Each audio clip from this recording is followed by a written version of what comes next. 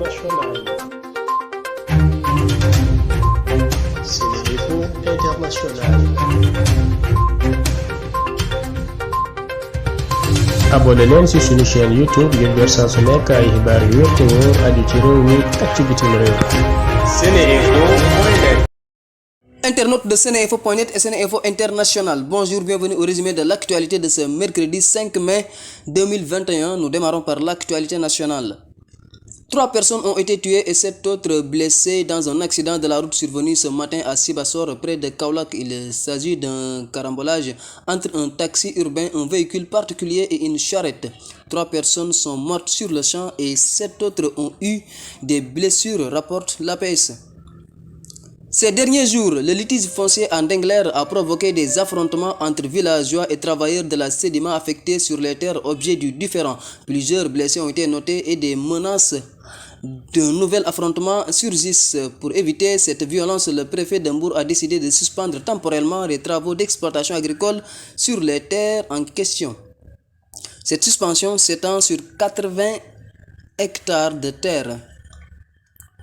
Suite à l'incendie de l'hôpital Magatte Lô de Linguère et a entraîné la mort de 4 bébés, le parquet de Louga a décidé d'ouvrir une information judiciaire contre 3 personnes travaillant à l'hôpital. En quart immédiat, il s'agit de Khadisek, l'aide infirmière qui était chargée de la surveillance de la salle où l'incendie est survenu, de Fatoussi, chef du service pédiatrie, et du docteur Abdoussar, l'ex-directeur de l'hôpital. Au-delà des personnes citées, l'information judiciaire vise également X.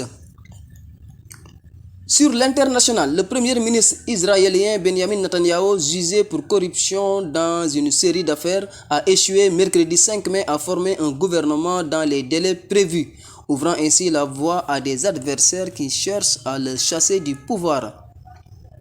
L'ancien président américain Donald Trump ne pourra pas récupérer son compte Facebook pour l'instant, selon une décision prise mercredi par un panel d'experts qui statuait sur la question.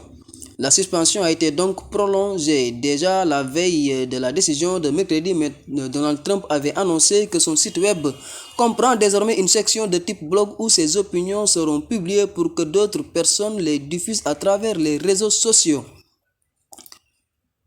Dans une vidéo publiée sur les réseaux sociaux, le journaliste français Olivier Dubois dit avoir été enlevé le mois dernier dans le nord Mali par le ZSIM, une bande locale d'Al-Qaïda. Dans la vidéo, le journaliste est assis sous une tente et demande aux autorités et à ses proches de faire tout ce qui est en leur pouvoir pour le libérer. La disparition du journaliste a été confirmée ce mercredi à l'agence Reuters par une source au ministère français des Affaires étrangères. Nous terminons par le sport. Le ministre Matar Ba s'est prononcé sur la non-homologation des stades sénégalais pour les 2 premières journées des éliminatoires de la Coupe du Monde 2022. Ce n'est pas une première, il faut le noter, mais cela ne veut pas dire qu'on se dédouane complètement. On ne se reproche rien du tout. Dans toute gestion, il y a des difficultés. Aujourd'hui, c'est une situation embarrassante et préoccupante, mais aussi ne baissons pas les bras. Nous espérons, avec les efforts qu'on fera, que la CAF reviendra pour remettre tout en ordre, a lancé Matar Ba. Il a auparavant expliqué que la CAF a envoyé plusieurs missions et qu'à chaque mission, il y a eu des recommandations qui ont été faites.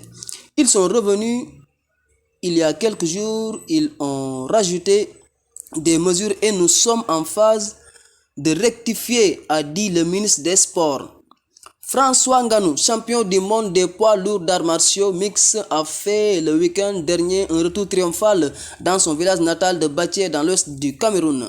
Le colosse d'1,93 m pour 113 kg, surnommé The Predator, a battu à Las Vegas le 28 mars par KO l'américain Strip Miocic, tenant du titre, devenant ainsi le premier Africain à obtenir cette consécration mondiale dans la plus prestigieuse des ligues Ultimate Fighting Championship américaine.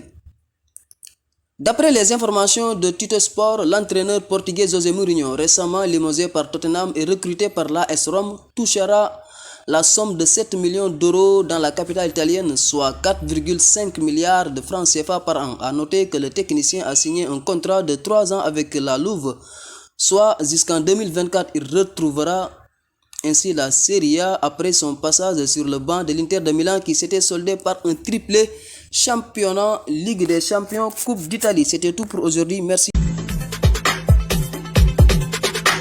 askanu Sénégal ak bitim réew seen groupe d'information bi di Sen Info International ubbil na leen ay buntam ci www.seninfo.net ngir ngeen di mën di am bépp xeetu xibaar ca ba mu jotee ci ay anam yu wóor moo xam xibaaru politique la ci wàllu culture bi cosaan ak aada xibaaru tàggat yaram xibaaru diine ak lépp lu xew ci àdduna bi mën ngeen a abonné wu ci YouTube bu Sen Info International ngir xam li xew ci seen réew ak fépp ci àdduna bi seen groupe d'information Sen Info International ndimbalu askan wi moo ko tax a jóg